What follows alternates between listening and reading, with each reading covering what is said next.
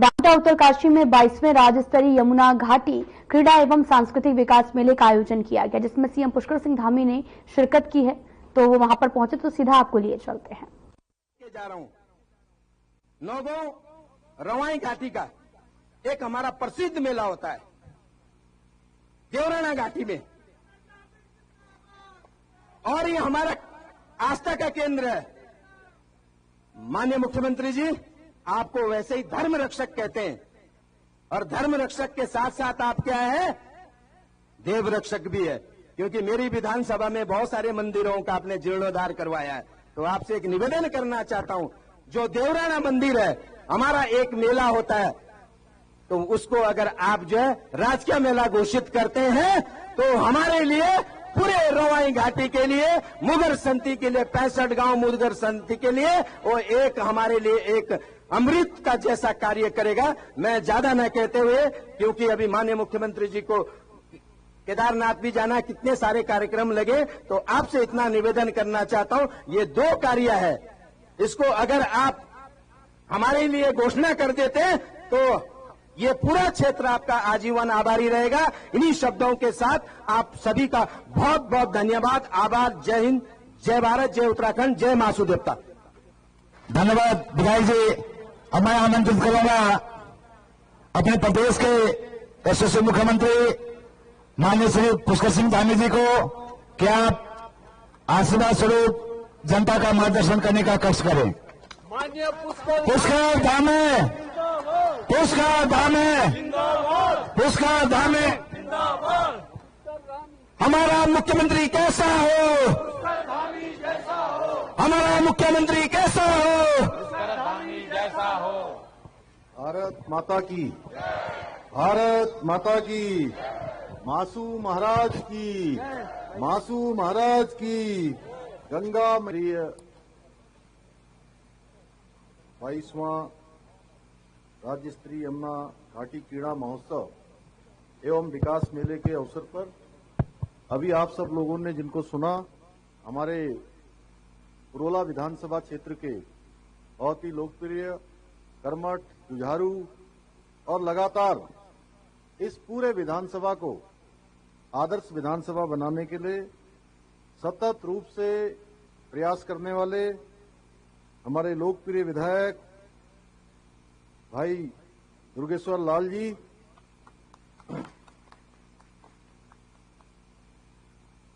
Bharatiya Janata party के सम्मानित जिलाध्यक्ष भाई सत्येंद्र राणा जी,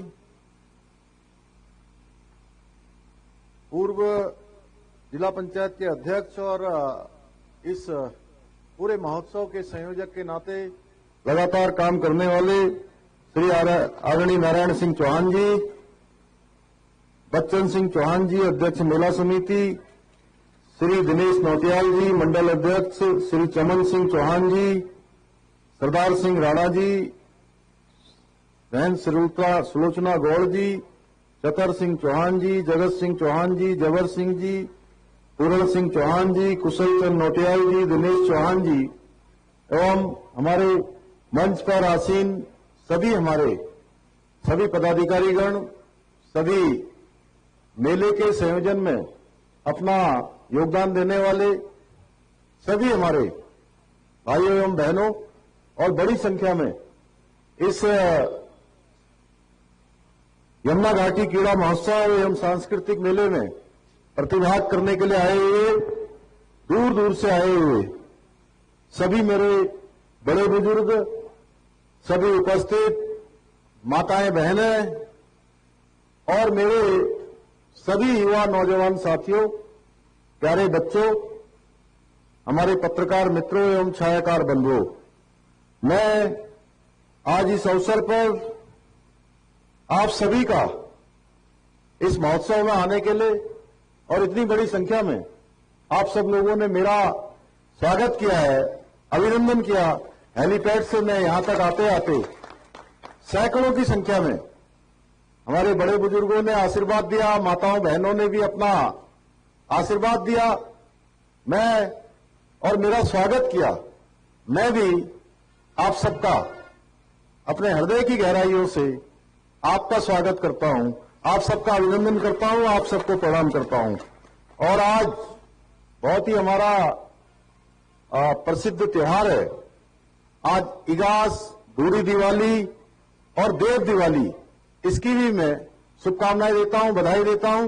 भाई दुर्गेश्वर लाल जी कह रहे थे, पहले इगास, बूढ़ी दिवाली के कार्यक्रम में सार्वजनिक छुट्टी नहीं होती थी, अवकाश नहीं होता था। ये सौभाग्य भी आप सब लोगों ने मुझे मुख्य सेवक के रूप में काम करने का अवसर प्रदान किया। तो मुझे ऐसा लगता है कि हमारे ये त्योहार, हमारी जो परंपराएं, जो हमारे पूर्वजों के समय से हम सब जिनको मानते रहे हैं, वो और आगे बढ़नी चाहिए। इसको हमने सार्वजनिक छुट्टी के रूप में भी इगास पर्व को, बूढ़ी दिवाली को घोषित किया है। और आज आप सबके बीच में आकर मुझे निश्चित रूप से अपार खुशी हो रही है, अपार आनंद हो रहा है। मैं इतनी बड़ी संख्या में आप सबको देख रहा हूं। मैं इस आयोजन की सफलता के लिए जो हमारी यमुना घाटी क्रीड़ा एवं सांस्कृतिक विकास समिति की पूरी टीम को बहुत बधाई देता हूं। और साथ में इस क्षेत्र के हमारे कर्मठ जुझारू एवं युवा विधायक मेरे छोटे भाई श्री दुर्गेश्वर लाल जी को भी मैं बहुत बधाई देता हूं, बहुत शुभकामनाएं देता हूं। इस भव्य आयोजन के माध्यम से आपने न केवल हमारे इस जनजातीय और पिछड़े वर्ग के युवाओं की और नौजवानों की खेल प्रतिभाओं को एक सशक्त मंच प्रदान किया है, बल्कि ये हमारी समृद्ध विरासत से जुड़ने और उसे जानने के लिए भी एक अनूठा अवसर है, ये उपलब्ध कराया है। मैं इसके लिए आप सबको बहुत बधाई देता हूं। भाइयों बहनों, यमुना घाटी का ये क्षेत्र, ये न केवल आध्यात्मिक रूप से बहुत समृद्ध है, बल्कि प्राकृतिक सुंदरता की दृष्टि से भी इसका अपना एक अलग महत्व है। यह अत्यंत मनोरम है। आज का यह समारोह हमारी यमुना घाटी की सांस्कृतिक विरासत और सामाजिक समरसता का प्रतीक है, जिसमें हम सब लोग मिलकर इतनी बड़ी संख्या में यहां पर इकट्ठे होते हैं और इस महोत्सव का आयोजन करते हैं। ये आयोजन जहां हमारे जो पारंपरिक खेल हैं, उन खेलों को बढ़ावा देने का माध्यम है, उसके साथ ही कला, संगीत, नृत्य, लोक परंपराएं और सांस्कृतिक विरासत को भी सहेजने और सजोने का एक बहुत ही सराहनीय प्रयास है। यह आयोजन निश्चित रूप से इस क्षेत्र की सांस्कृतिक परंपराओं और मूल्यों को, जो हमारी आने वाली पीढ़ियां हैं, उन पीढ़ियों तक पहुंचाने के लिए एक सशक्त माध्यम बनेगा। पीढ़ी दर पीढ़ी यहां के जो समृद्ध हमारी विरासत है, हमारी सांस्कृतिक परंपराएं हैं, उन परंपराओं को आगे बढ़ाएगा। हमारे युवाओं को भी खेल के माध्यम से उनकी ऊर्जा, उनका सामर्थ्य, उनके व्यक्तित्व का विकास करने का भी एक बहुत बड़ा माध्यम बनेगा। उन सबको बहुत प्रोत्साहन मिलेगा। भाइयों बहनों, मेरा मानना है कि ये जो खेल है, ये संस्कृति का विकास का एक सशक्त, एक समाज का एक महत्वपूर्ण भूमिका आपस में जोड़ने में भी ये खेलों के माध्यम से हम जुड़ते हैं। एक दूसरे के साथ परस्पर समन्वय होता है, परस्पर मेलजोल होता है। और इन्हीं सबको ध्यान में रखते हुए हमारी सरकार ने भी खेल गतिविधियों को प्रदेश के अंदर बढ़ाने के लिए, सांस्कृतिक गतिविधियों को प्रोत्साहित करने के लिए लगातार हम योजनाएं भी बना रहे हैं, लगातार ऐसे आयोजन भी कर रहे हैं, लगातार इसके लिए हम प्रयास कर रहे हैं।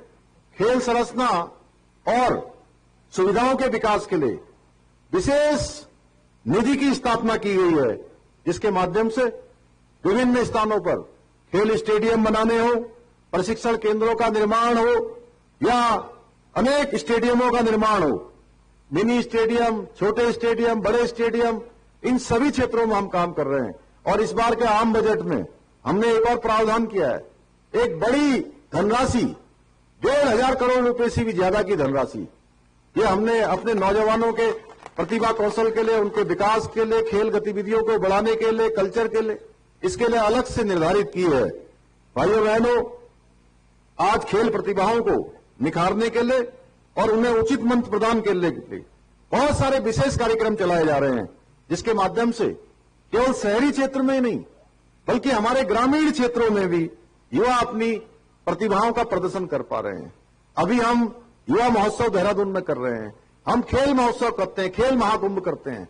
इन खेल महाकुंभ के माध्यम से नीचे हमारे न्याय पंचायत स्तर से, ग्राम सभा स्तर से अनेक हमारे युवा नौजवान खिलाड़ी भाई खेलते खेलते अपनी प्रतिभाओं का प्रदर्शन करते करते राज्य स्तर पर भाग लेते हैं और राज्य स्तर में भाग लेने के बाद वो राष्ट्रीय स्तर पर जाते हैं भाइयों बहनों, क्योंकि ये एक सीढ़ी दर सीढ़ी नीचे से सबको आने का मौका मिलता है। भाइयों बहनों, हम सभी के लिए बहुत गर्व की बात है कि इस बार देवभूमि उत्तराखंड को 38वें राष्ट्रीय खेलों के आयोजन की मेजबानी का अवसर मिला है। पूरे देश के खिलाड़ी हमारे उत्तराखंड में आएंगे और ये हमारे लिए एक बहुत बड़ा अवसर है कि हम अपने राज्य की खेल प्रतिभाओं का आगे लाने में ये राष्ट्रीय खेल हमारे लिए बहुत महत्वपूर्ण साबित होंगे। निश्चित रूप से इससे हमारे प्रदेश के युवाओं में खेल के प्रति एक नया उत्साह आएगा। साथ ही प्रदेश के कोने कोने से अनेक प्रतिभाएं इसमें उभर कर सामने आएंगी। हम निरंतर प्रयास कर रहे हैं कि हमारे बच्चों को भी एक ऐसा मंच मिले, हर बच्चे को मंच मिले जहां वो अपने कौशल को संवार सके, अपने सपनों को साकार कर सके। उसके अंदर अगर इच्छा शक्ति है, प्रतिभा है, उसके अंदर योग्यता है, तो सरकार उसको वो सारी सुविधाएं मुहैया कराएगी जिससे कि वो अपने जीवन के सर्वोत्तम को प्राप्त कर सके। भाइयों बहनों, इसको हमारी सरकार द्वारा समृद्ध सांस्कृतिक परंपराओं के विकास के लिए भी अनेक योजनाएं चलाई जा रही हैं। लोक संस्कृति, लोक नृत्य, लोक कलाएं और पारंपरिक संगीत को प्रोत्साहन दिया जा रहा है। इसके साथ साथ हमारे लोक कलाकारों को आर्थिक रूप से हम सहयोग भी प्रदान कर रहे हैं। उनको जहां आगे बढ़ने के लिए सहयोग की आवश्यकता है सरकार की, हम इस प्रकार की नीति बना रहे हैं। हमने खेल नीति बनाई, उसमें हमारे खिलाड़ियों को खेलने के लिए, जाने के लिए, उनको रहने के लिए, उनके खाने के लिए सभी प्रकार की हमने व्यवस्थाएं की हैं। हम राज्य में आयोजित होने वाले अनेक सांस्कृतिक आयोजनों और पारंपरिक जो मेले हैं हमारे, उनको आर्थिक सहयोग भी प्रदान कर रहे हैं। आज के इस अवसर पर मैं इस मेले के आयोजन के लिए भी मैं घोषणा करता हूं कि 5 लाख रुपए की धनराशि राज्य सरकार की तरफ से दी जाएगी। भाइयों बहनों, हमारी सरकार जनजातीय क्षेत्र को, पिछड़े वर्ग के कल्याण के लिए, शिक्षा के क्षेत्र में आर्थिक रूप से, सामाजिक रूप से उनको मजबूत करने के साथ साथ अनेक जो बुनियादी ढांचे हैं उनके विकास कार्यों को भी तेजी से आगे बढ़ा रही है। अगर मैं आपके पुरोला विधानसभा की बात करूं तो पुरोला विधानसभा उत्तराखंड का ऐसा विधानसभा क्षेत्र है जहां मुझे लगता है कि सबसे ज्यादा मुख्यमंत्री घोषणा अगर किसी क्षेत्र में हुई है तो पुरोला विधानसभा में हुई है। अब जब ये घोषणा की बात करते हैं तो मैं इनसे कहता हूं पहले पुरानी वाली घोषणाएं सब पूरी करवाइए। इतनी सारी घोषणाएं इन्होंने करवा ली है यहां पर। और ये विधायक जी जब भी आते हैं, जब ये विधायक जी, जब आप लोग सोचते होंगे कि ये कहां चले गए, 1-2 दिन यहां नहीं दिख रहे हैं, तो 1-2 दिन कहीं नहीं दिखते। ये इतने सारे पत्र लिख कर लेके आते हैं मेरे पास और घूमते रहते हैं सचिवालय में, यहां से वहां, वहां से यहां, और लगातार क्षेत्र की कामों के लिए मैं देखता हूं एक एक सेक्शन में जाते हैं। हमारे जिलाधिकारी मेहरबान जी बैठे हैं, ये अपर सचिव रहे हैं वहां पर, तो वहां बड़ा कठिन होता है काम करवाना। काम आसानी से होते नहीं है क्योंकि बहुत काम, पूरे प्रदेश के काम होते हैं। जो वहां ज्यादा पैरवी कर पाता है उसके काम तेजी से बढ़ते हैं, तो इनको इसमें भी महारत हासिल हो गई है। भाइयों बहनों, मेरा सौभाग्य है कि पिछले वर्ष कृष्ण जन्माष्टमी के दिन हरिपुर यमुना तीर्थ स्थल को पुनः विकसित, पुनः स्थापित करने की प्रक्रिया यही हमने शुरू की है और इसका शिलान्यास करने का भी मुझे शुभ अवसर प्राप्त हुआ है।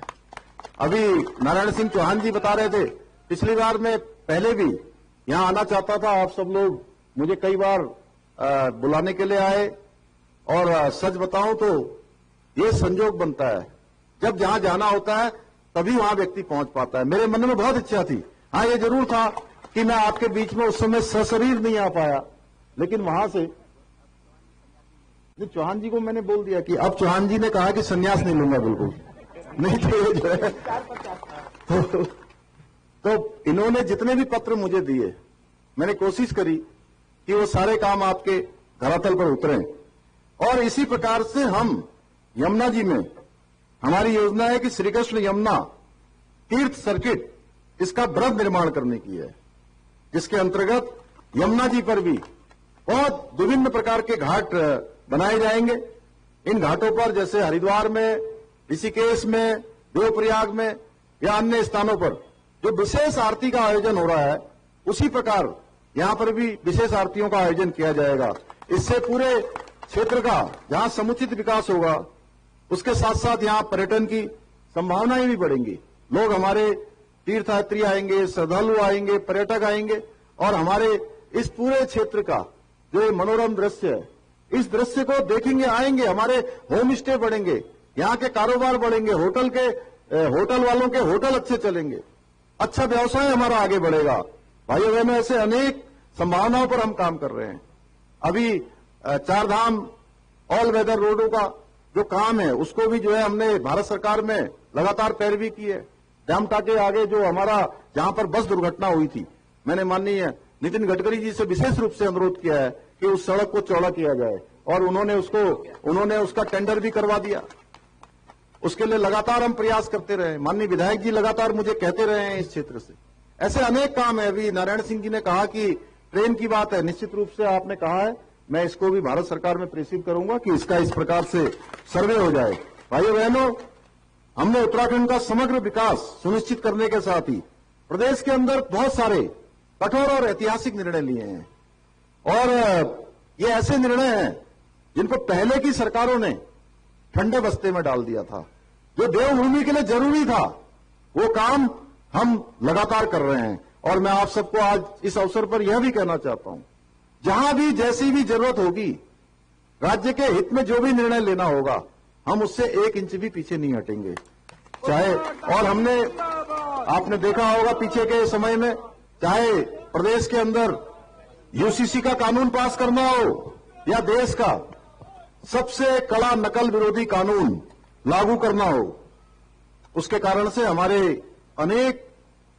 युवा, हमारे बेटे बेटियां, भाई बहन जो परीक्षाओं में बैठते थे हर बार, लेकिन उनका चयन नहीं होता था। उनका रिजल्ट आता था तो उनका नाम नहीं आता था। क्यों नहीं आता था नाम? उनके अंदर योग्यता भी थी, प्रतिभा भी थी, क्योंकि नकल माफिया उनके भविष्य के साथ खिलवाड़ करते थे। कभी प्रश्न पत्र लीक कर देते थे, कभी पेन ड्राइव से नकल करवा देते थे, नकल करने के नए नए तरीके ढूंढ लेते थे, पूरा का पूरा पेपर आउट हो जाता था। भाइयों बहनों, जिनको पास होना चाहिए, जब रिजल्ट आता था तो उनका कहीं नाम नहीं आता था। नाम उनका आता था जो नकल माफिया के साथ साठगांठ करते थे, जो रिश्वत के साथ मिले होते थे, अपराध में शामिल होते थे। हमने इस प्रथा को तोड़ा है, इस अपराध को उत्तराखंड के अंदर जड़ से समाप्त किया और नकल माफियाओं के खिलाफ कड़ी कार्रवाई की। 100 से ज्यादा नकल माफियाओं को जेल के सलाखों के पीछे भेजने का काम किया है। और इस नकल के कानून के लागू होने के बाद प्रदेश के अंदर तेजी से भर्ती हो रही है। आप देख रहे होंगे, अभी पीसीएस परीक्षा का परिणाम आया है। हमारे इस जनपद के, उत्तरकाशी जनपद के भी, हमारे आसपास के भी बहुत सारे युवा भाई बहन उस परीक्षा में उत्तीर्ण हुए हैं। उस परीक्षा में उनका भी नाम आया है। अब परीक्षाओं का कैलेंडर जारी हो रहा है और परीक्षाएं समय से हो रही हैं, बिना किसी नकल के हो रही हैं, पारदर्शिता के साथ हो रही हैं।